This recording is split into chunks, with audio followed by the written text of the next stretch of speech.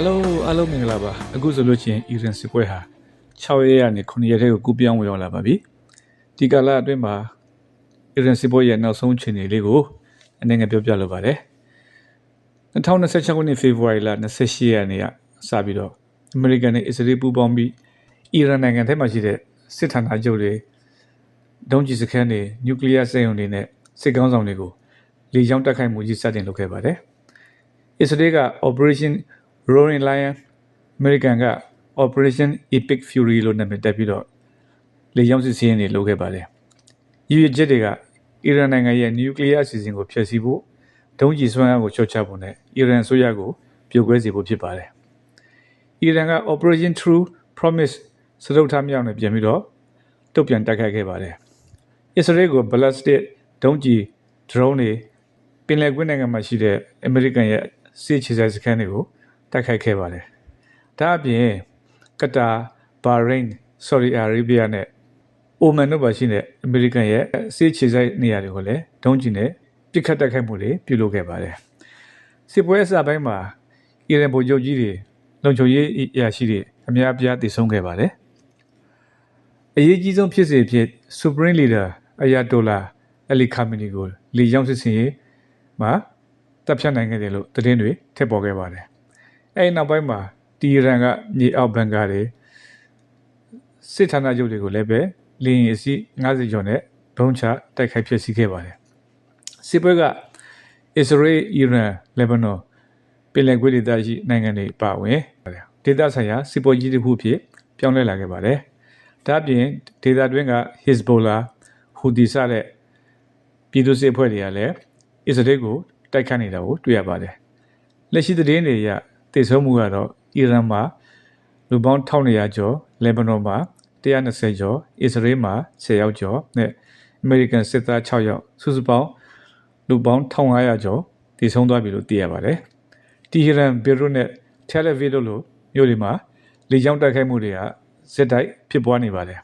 ။စစ်ပွဲကြောင့်ဟော်မုဇ်ရေလက်ကြားပိတ်သွားနိုင်ခြေရှိပါတယ်။စီဇန်လုံးတွေမြင့်တက်လာနိုင်ဖွယ်ရှိပါတယ်။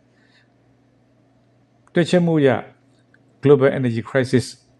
ဖြစ်လာနိုင်ကြောင်းသတင်းတွေကထွက်ရှိနေပါတယ်။လက်ရှိအချိန်မှာအမေရိကန်နဲ့အစ္စရေးတို့ကပူးပေါင်းပြီးတော့အီရန်ရဲ့လေပိုင်နက်ကိုအတော်များများထိန်းချုပ်ထားနိုင်ပြီလို့ပြောပါတယ်။အီရန်ဘက်ကလည်းဒုံးကျည်တွေ drone တွေနဲ့စစ်တိုက်ခိုက်မှုတွေပြန်လည်ပြုလုပ်နေပါတယ်။ Hezbollah ကလက်ဘနွန်မှာရှိတဲ့အစ္စရေး target တွေကိုဒုံးကျည်တွေနဲ့ပစ်ခတ်နေတယ်လို့သတင်းများကဖော်ပြနေပါတယ်။အီရန်စစ်ပွဲဟာစစ်ပွဲအဆင့်3အဆင့်ကိုရောက်ရှိလာပြီလို့ပြောနေကြပါတယ်။ဒါကတတိယကမ္ဘာစစ်နာကိုတဖြည်းဖြည်းချင်းကပ်လာတဲ့သဘောဖြစ်ပါတယ်။အမေရိကန်နဲ့အစ္စရေးကအီရန်ကိုတိုက်ရိုက်တိုက်ခိုက်မှုတွေလုပ်တယ်။အီရန်ကလည်း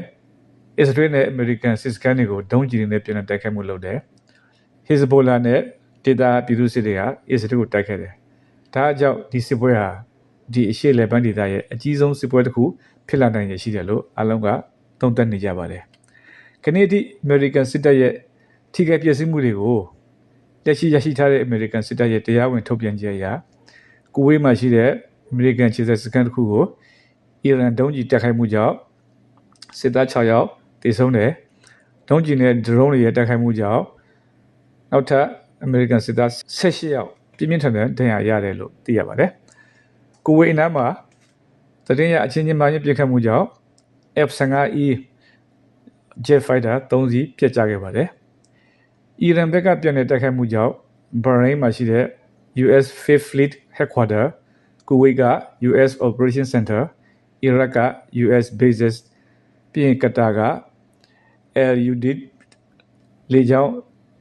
အခြေစိုက်နေရာတွေထိခိုက်ပျက်စီးမှုရှိခဲ့ပါတယ်။အချို့အဆောက်အဦတွေကပျက်စီးခဲ့မယ်လို့စစ်စရင်ကိုဆက်လက်ပြီးတော့လှုပ်ဆောင်နိုင်နေပါတယ်။အီရန်ကထုတ်ပြန်ထားတဲ့အတိမပြည့်ရတဲ့သတင်းချက်လက်တွေကအမေရိကန်စစ်သား200ကနေပြီးတော့650ထိတိကျဒဏ်ရာရတယ်လို့ဆိုထားပါတယ်။ဒါပေမဲ့လို့အမေရိကန်ရဲ့ပင်တဂွန်ကဒီရေအတွက်ကိုမမှန်ကြောင်းညှင်းဆိုထားပါတယ်။ဖြစ်နိုင်တဲ့တစ်ခုကအမေရိကန်ကသူ့ရဲ့တရားဝင်စစ်သားတွေကိုပဲဖော်ပြတာဖြစ်ပြီးတော့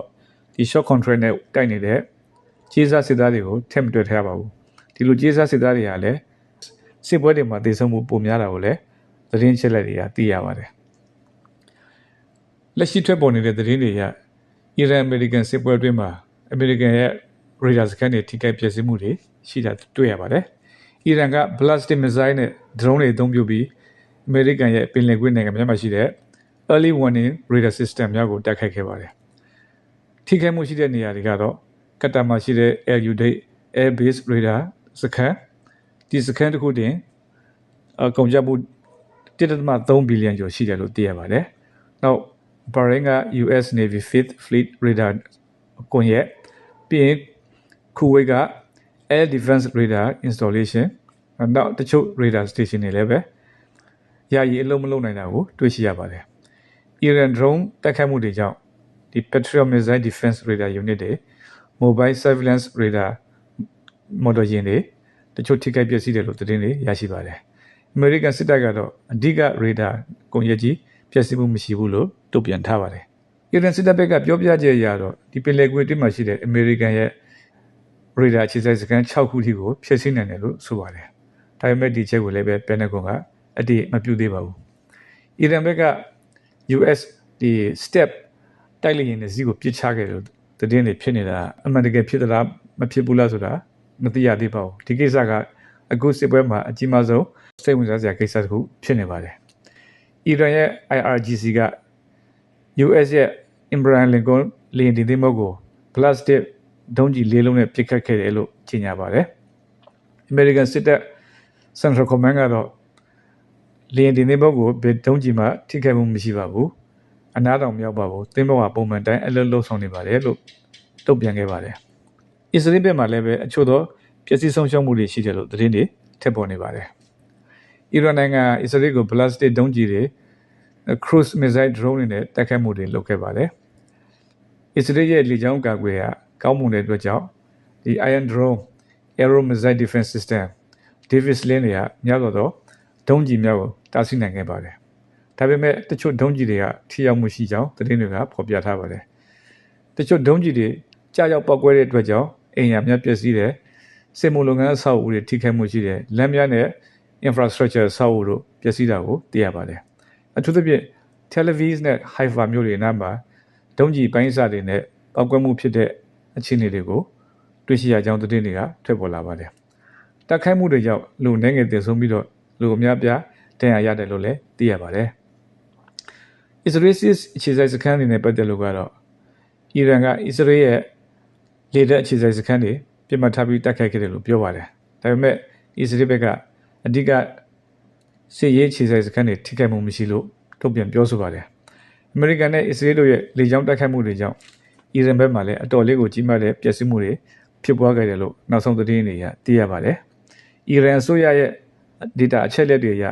လူပေါင်း900ကျော်ကနေ1300ကျော်ထိတည်ဆုံးတယ်6000ကျော်ဒဏ်ရာရတယ်လို့သတင်းတွေထပ်ပေါ်နေပါတယ်။အချို့သောတိုက်ခိုက်မှုတွေဟာစာတင်ကျောင်းပေါ်မှာလူနေအိမ်တွေပေါ်မှာထိခိုက်ခဲ့ပြီးတော့ကလေးတွေပါဝင်အရတားများလည်းတည်ဆုံးခဲ့တယ်လို့သိရပါတယ်။အဓိကတိုက်ခိုက်ခံရတဲ့မြို့တွေကတော့မြို့တော်တီဟီရန် Isfahan Tabriz Bandar Abbas နဲ့ကွမ်မြို့တွေဖြစ်ပြီးတော့တီဟီရန်တမြို့ထဲမှာပဲ target ပြစ်မှတ်နေရာကျော်ကိုလီကြောင်းနဲ့တိုက်ခိုက်ခဲ့တယ်လို့အာဏာပိုင်တွေကဆိုပါတယ်။တိုက်ခိုက်မှုတွေမှာအဓိကပြစ်မှတ်ထားတဲ့အရာတွေကတော့ IRGC စစ်အခြေစိုက်စခန်းတွေဒုံးကျည်စခန်းတွေပြီးလို့ရှိရင် radar စခန်းတွေ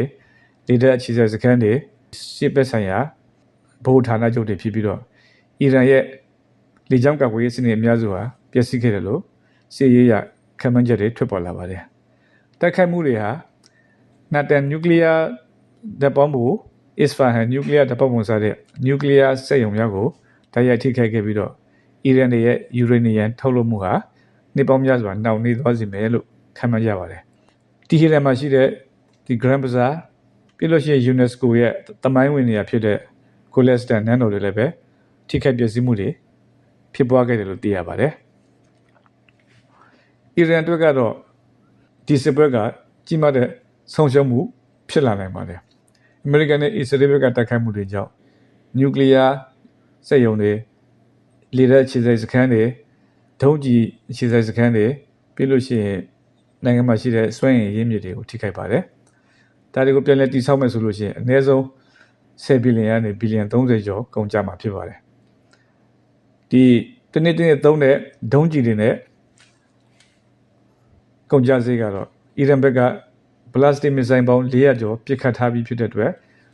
ဒေါ်လာ300ကျော်လက်ရှိအချိန်ထိကုန်ကျထားပါတယ်အားလုံးပေါင်းလိုက်မယ်ဆိုလို့ရှိရင်လက်ရှိအနေထားမှာအီရန်ကဒေါ်လာ15နေပြီးတော့ဘီလီယံ40ကျားမှာပျက်စီးဆုံးရှုံးမှုရှိနေပါတယ်အစ္စရေးဘက်ကကြည့်မယ်ဆိုလို့ရှိရင်လည်းသူရဲ့ဒုံးကြီးကိုဖျက်ဆီးရတဲ့ဟာတွေပြီးတော့ဒီအဆောက်အဦတွေပျက်စီးတာတွေစီးပွားရေးပျက်စီးတာတွေကအများကြီးရှိပါတယ်စီးပွားရေးပျက်စီးမှုရကြည့်မယ်ဆိုလို့ရှိရင်ခံပန်းကြီးဘီလီယံ6ဘီလီယံနဲ့18ဘီလီယံကြားရှိပါတယ်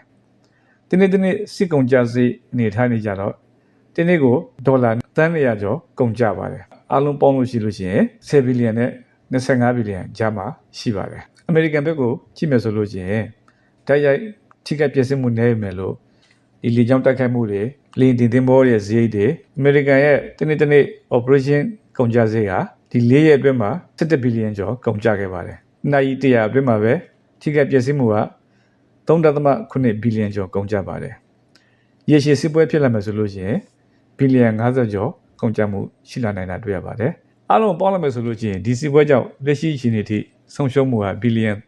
35ဘီလီယံနဲ့125ဘီလီယံကျော်ကြားမှာရှိတယ်လို့ပညာရှင်တွေကတွက်ချက်ကြပါတယ်ဒီစစ်ပွဲမှာဒီငွေရေးကြေးထက်ပိုပြီးတွက်ဆလို့မရတဲ့ဆုံးရှုံးမှုတွေလည်းအများကြီးရှိပါတယ်စီးပွားရေးနှေးကွေးသွားတာတွေကမ္ဘာ့ရည်နဲ့ထုတ်လုပ်မှုထိခိုက်သွားတာတွေပျက်စီးသွားတဲ့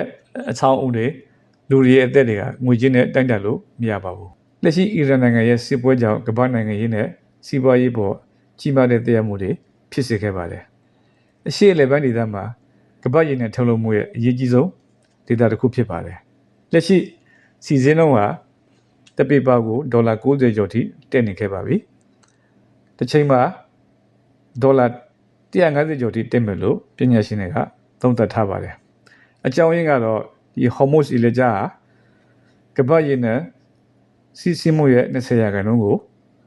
နေ့စဉ်ပြုလုပ်နေပါတယ်ဒီလမ်းကြောင်းပိတ်သွားလို့ရှိရင်ကမ္ဘာ့ရည်နဲ့ရဲ့ထောက်ပံ့မှုကြီးဟာများစွာထိခိုက်မှုဖြစ်လာပါလိမ့်မယ်ရည်နဲ့ဈေးတက်တဲ့အတွက်ကြောင့်စီဈေးတွေတက်မယ်မီးဘိုးတွေတက်မယ်တေပို့ဆောင်ရေးခါတွေတက်မယ်ငွေကြေးဖောင်းပွားမှုတွေလည်းအများကြီးဖြစ်လာဖို့ရှိပါတယ်လိုအပ်တဲ့အကြောင်းအရာတွေကိုနောက်ရက်တွေမှာဆက်ပြီးတော့တင်ပြသွားပါအောင်မယ်အားလုံးကျေးဇူးပါ